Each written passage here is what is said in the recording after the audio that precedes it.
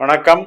அன்பார்ந்த குரு ஜோதிடம் நேயர்களுக்கு உங்கள் ஜோதிடர் ஜே.எம்.எஸ். சந்திரமௌலியின் ஜோதிட பதிவு. இந்த பதிவு செப்டம்பர் மாத பலன்கள் கன்னி லக்னத்திற்கு சூரியனுடைய அமைப்பை வச்சு நம்ம இந்த மாத பலன்கள் அப்படின்ற வரிசையில பார்க்கும்போது செப்டம்பர் 1ஆம் தேதியிலிருந்து செப்டம்பர் 14ஆம் தேதி வரைக்கும் பூர நட்சத்திரத்துல சூரியன் போறார். பூரம் என்பது சுக்கிரனுடைய நட்சத்திரம். இப்ப நம்ம கன்னி லக்னத்துக்கு 2ஆம் வீட்டுக்கும் 9ஆம் வீட்டுக்கும் உடையவர் சுக்கிரன். சூரியன் 12ஆம் அதிபதி. அவர் இந்த 2ஆம் வீடையும் 9ஆம் வீடையும் காமிக்கும்போது 2ஆம் வீடு என்பது பணவரவு. அதே போல சுக்கிரனும் நமக்கு கன்னியில இருந்தாலும் துலாத்துல வந்தாலுமே நமக்கு அது நன்மை தான்.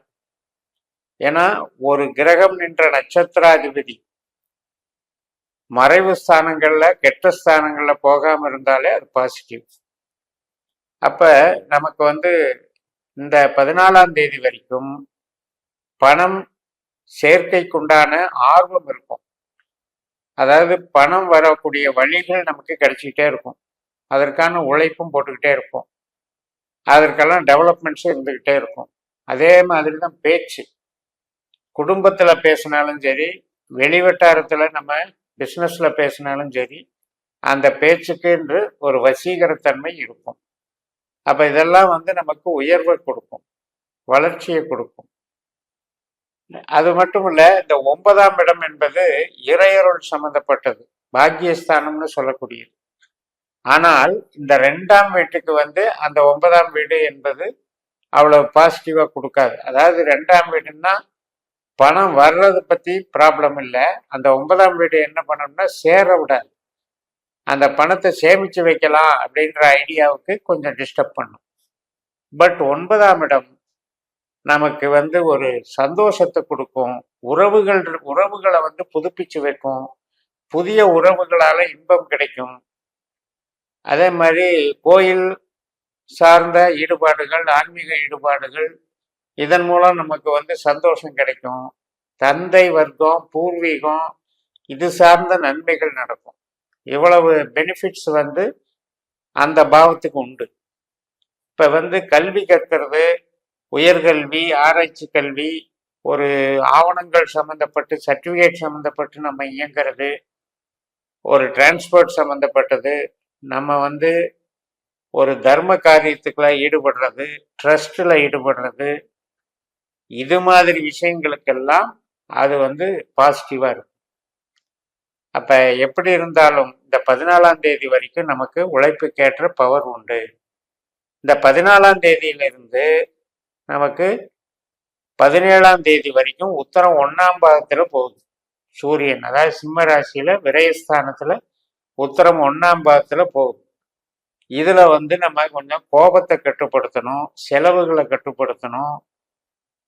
ஒருவேளை மருத்துவ செலவுகளை கூட அது நமக்கு கொடுக்கலாம். ஏன்னா நம்மளுக்கு 6ஆம் வீட்டுல இருக்கிற சனி 12ஆம் வீட்டை பார்த்துட்டு இருக்காரு.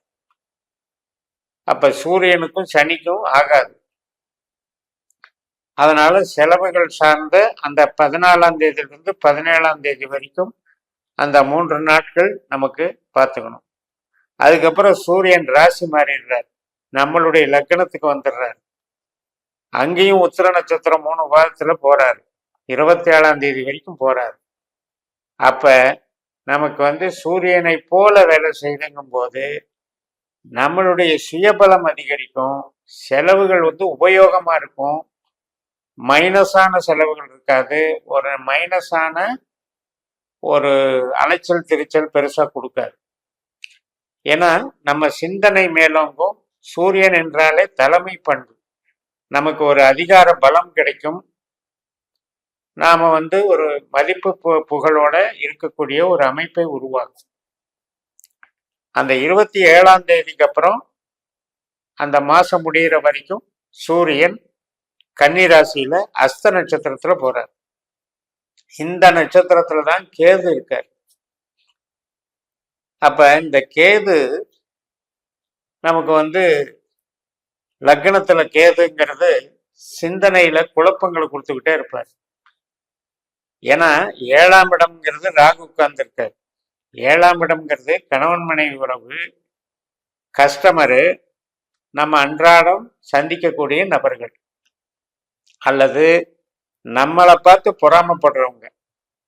இந்த ஸ்தானத்துல கேது இருக்கும்போது அது கொஞ்சம் மைண்ட்ல நம்மளுக்கு இதற்கான ஒரு பயத்தை ஏற்படுத்துறதோ, அல்லது தந்திரமான உணர்வுகளை வெளிக்கொணர்றதோ, அல்லது ஆசிலேஷன் மைண்டை கொடுக்கறதோ செஞ்சுக்கிட்டே இருக்கும். அந்த கேதுல போய் இந்த சூரியன் இணையிறாரு. நட்சத்திரம் வந்து சந்திரனுடைய நட்சத்திரம். சந்திரன் தான் மனோகாரகன். நம்ம கன்னியா லக்னத்துக்கு சந்திரன் யாரு? 11ஆம் வீட்டுக்கு அதிபதி, நம்மளுடைய ஆசைகளை குறிக்கிற கிரகம்.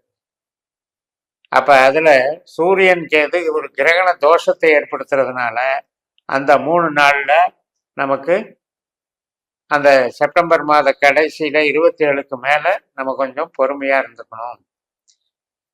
இது வந்து அலைச்சல் கொடுக்கலாம், ஹெல்த் ரீதியா உஷ்ண உபாதைகளை ஏற்படுத்தலாம், கண்ணு பாதிப்புகள், இதய பாதிப்புகளை கொடுக்கலாம், முன்கோபம் அதிகரிக்கலாம்.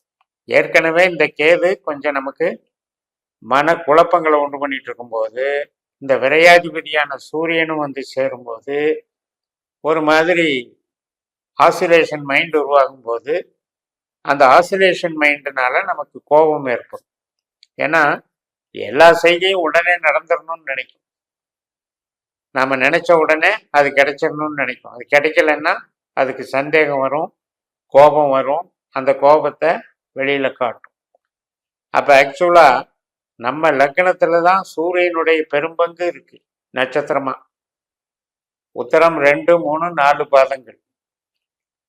அதனால அந்த ஆதிக்கம், சூரியனுடைய ஆதிக்கம் நமக்கு உண்டானதுதான். கன்னிகாரர்களுக்கு சூரியனுடைய ஆதிக்க குணம் இருக்கத்தான் செய்யும். ஆனா சந்திரன் நட்சத்திரத்துல வந்து இந்த கேதுவும் இணையும் போது அதுல சில சஞ்சலங்கள் ஏற்படுது, சலனப்படுத்துது. ஒரு பாவ கிரகம் இணையும் போது அந்த சலனங்கள் ஏற்படுவது இயற்கை. அப்ப அதுல வந்து சிந்தனை சார்ந்து முடிவெடுக்கிறது சார்ந்து நம்ம கொஞ்சம் அமைதியாகவும் இன்னொருத்தருடைய கைடன்ஸு கேட்டுக்கிறதும் வழிகாட்டுதலை அணுகிறதும் நல்லது. அப்படி இல்லாம படபடப்பு, அவசரத்தோட, முன்கோபத்தோட நம்ம முடிவெடுத்து பேசுறதும் அல்லது நம்மளுடைய டாமினேட்டை காட்டுறதும் நமக்கே எதிராக முடியும். அதனால நமக்கு இந்த மாதம் என்பது தொழிலை பாதிக்காது. தொழில் ஸ்தானத்தை பொறுத்த வரைக்கும் வளர்ச்சிகள் நல்லா இருக்கும். ஏன்னா 10ஆம் இடம் என்பது 10ஆம் இடத்துல இருக்கக்கூடிய நட்சத்திரம் தான், மெயினான நட்சத்திரம் தான் ராகு. அந்த ராகுவானவர் சனியினுடைய நட்சத்திரத்துல அமர்கிறாரு. அந்த சனி நமக்கு 6ஆம் இடத்துல இருக்காரு. அதனால தொழில் வந்து உத்தியோகத்துல போறவங்க, ஒரு இன்சார்ஜா நிர்வாக பொறுப்புல இருக்கிறவங்க, மற்றும் சொந்த தொழில் உற்பத்தி, ட்ரேடிங் இதெல்லாம் பண்றீங்க, எல்லாத்துக்குமே இந்த சனி வந்து பக்கபலமாக இருந்து காப்பாற்றும். அப்ப இந்த இதுல வந்து நீங்க முற்பகுதி பிற்பகுதின்னு 2ஆ பிரிச்சுக்கலாம். முற்பகுதியில நல்ல உழைப்பு இருக்கும். அந்த உழைப்புக்கு ஆன்மீக ரீதியாகவும் கொஞ்சம் நமக்கு சப்போர்ட் கிடைக்கும். அதே நேரத்தில் பண சேர்க்கை என்பது பெருசா இருக்காது. இந்த பிற்பகுதிங்கிறது வந்து நம்மளுக்கு ஒரு நல்ல சுய பலத்தை கொடுக்கும். அதே நேரத்தில் சொந்தமாக நம்ம மதிப்பு, மரியாதை, கௌரவத்தை அதிகப்படுத்திக்கலாம். பணப்புழக்கமும் சீராக இருக்கும் என்று கூறி நிறைவு செய்கிறேன். இந்த சேனலை சப்ஸ்கிரைப் பண்ணி ஷேர் பண்ணுங்க. உங்கள் தனிப்பட்ட ஜாதக பலாபலன்களை என்னுடைய வாட்ஸ்அப் நம்பரில் தொடர்பு கொண்டு பலன் பெறுங்கள். உங்களிடமிருந்து விடைபெறுகிறேன். உங்கள் JMS. நன்றி, வணக்கம்.